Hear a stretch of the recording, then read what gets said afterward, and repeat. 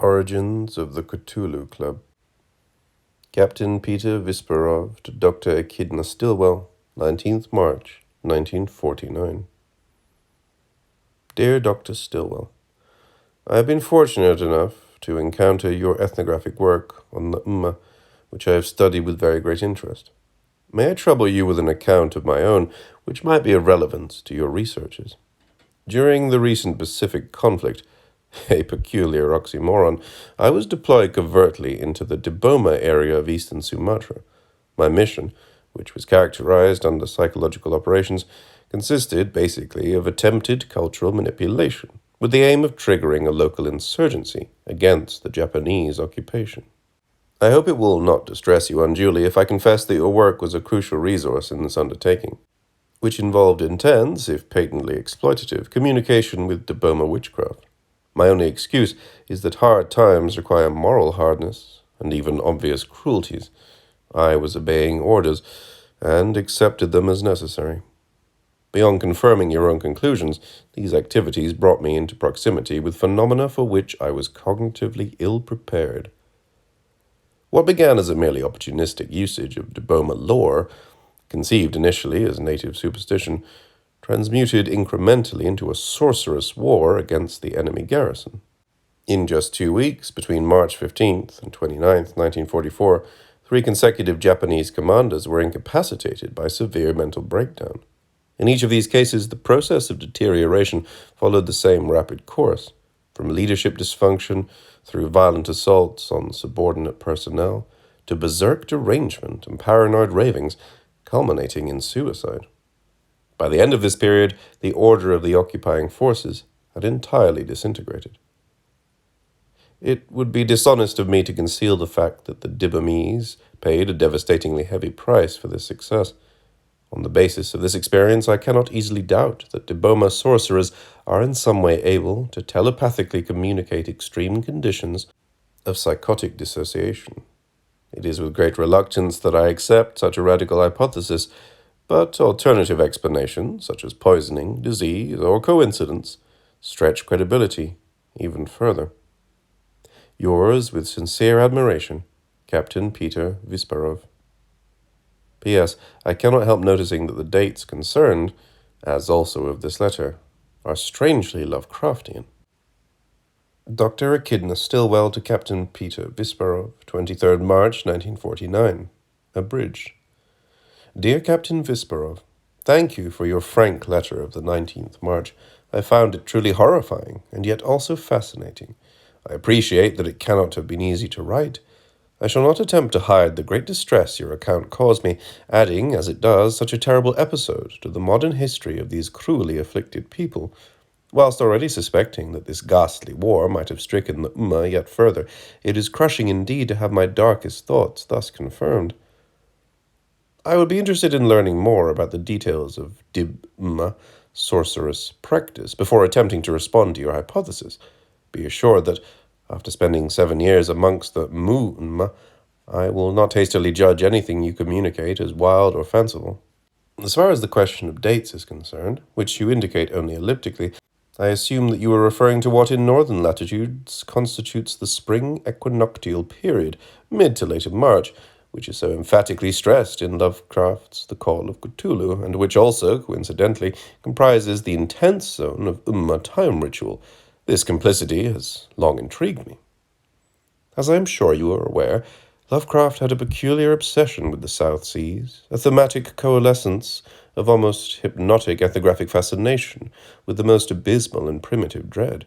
I have attempted to correspond with him about these issues, but found that this topic quickly punctured his thin crust of supercilious New England rationalism, exposing an undercurrent of heavily fetishized archaic terror mixed with extreme racial paranoia. When he began referring to the rich and subtle culture of the as the repugnant cult of semi-human Dagonite savages, I broke off communication. Despite this unfortunate argument, I consider Mr. Lovecraft's fictions to be documents of the greatest importance and welcome the opportunity to discuss them further. In addition, my own Neo-Lemurian hypothesis intersects with his wider terrestrial and cosmic vision in a number of crucial respects, particularly insofar as non-human cultural factors are seen to play a decisive role in large-scale historical developments. Captain Peter Visperov to Dr. Kidna Stillwell, 3rd of April 1949. Extract. Dear Dr. Stillwell, I am afraid you were right to suspect that I have reserved certain aspects of my engagement with Deboma sorcery, perhaps from fear of ridicule. What has so far been omitted from my sketch of telepathic psychosis, which I will now relate, is the source pathos, so to speak, or, in the words of the military officer I was then, the occult ammunition manufacturer. Not only did I learn of the Japanese command being wrecked by psychological cataclysm, both by conventional and decidedly non-conventional intelligence-gathering processes, I was also witness to the assembly of the weapon itself.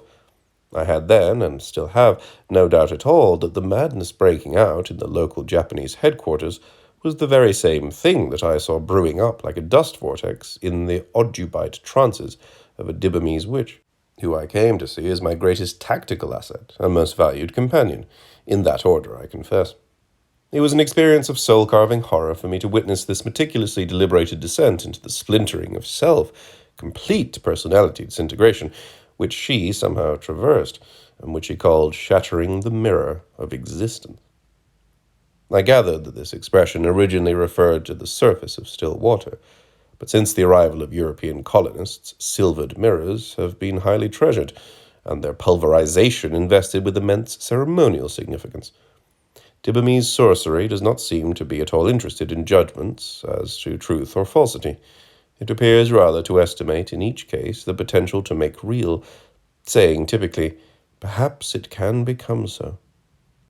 Kidna Stillwell to Peter Visperov, 19th of April 1949. Extract. Dear Captain Visperov, whilst respecting the candour of your account, I cannot but abominate the necessity that has led the Unma and their sorcerous abilities to be conceived and utilized as mere munitions in a conflict imposed upon them from without. From what I can reconstruct from your description, it seems to mark a degeneration of Unma demonism and time sorcery into mere magic, or the imposition of change in accordance with will, in this case the will in question being the overall policy and strategic goals of the U.S. war effort, microcosmically represented by your own, evidently gallant, competent, and persuasive military office.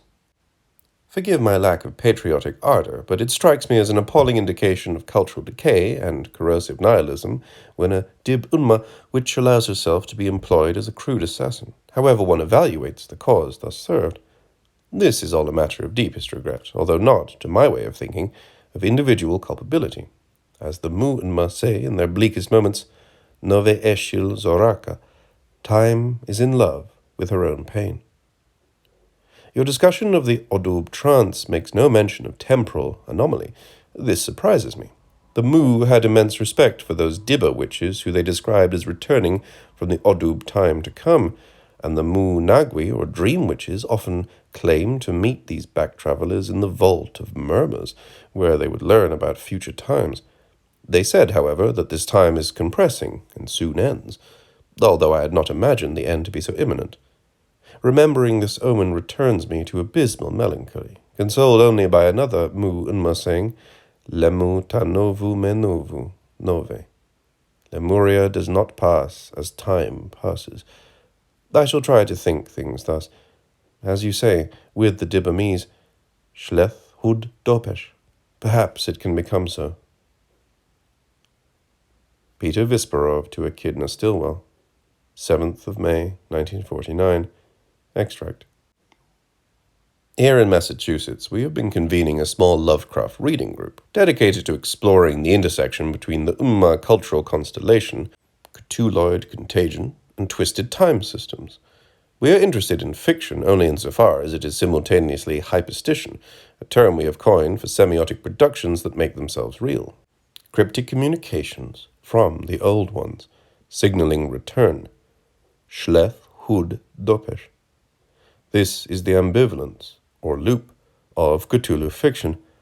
Who writes, and who is written? It seems to us that the fabled Necronomicon, sorcerer's countertext to the Book of Life, is of this kind, and furthermore, that your recovery of the lemurodigital pandemonium matrix accesses it at its hypersource. I hope it is superfluous to add that any directly participative involvement on your part would be most extravagantly appreciated. Kidna Stillwell to Peter Visparov, 28th of May, 1949. Extract.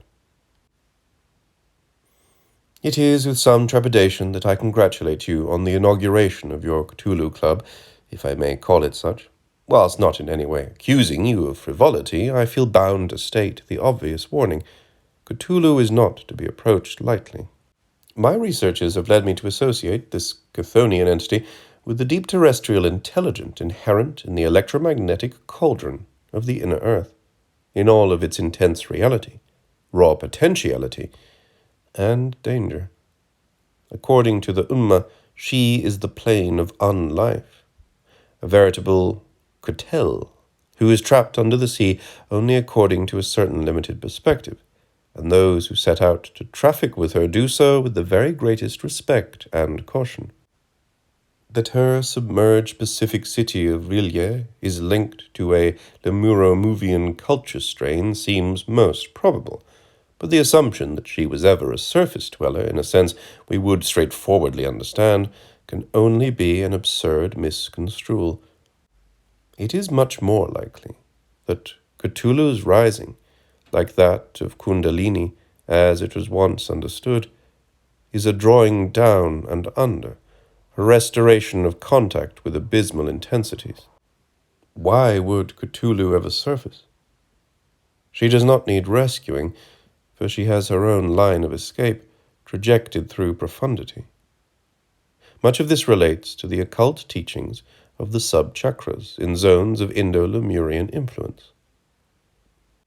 Hyperstition strikes me as a most intriguing coinage.